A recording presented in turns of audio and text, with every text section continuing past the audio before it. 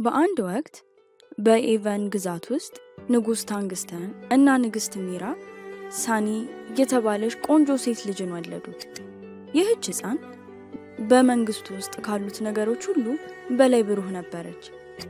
ነገር ግን ንጉሱ ልጁን ከመጠን በላይ ለመጠበቅ ባለው ፍላጎት የተነሳ የኤቨንን ሰማይ ለማጨለም በቤተ መንግስቱ ስር ወደሚገኙ ዋሻዎች ብቻውን አመራ።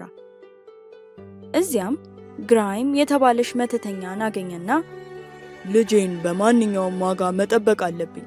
የሀገሬ ሰዎች መመሪያ እንዳይጥሱ ፍጹም ቁጥጥር ማድረግ እፈልጋለሁ።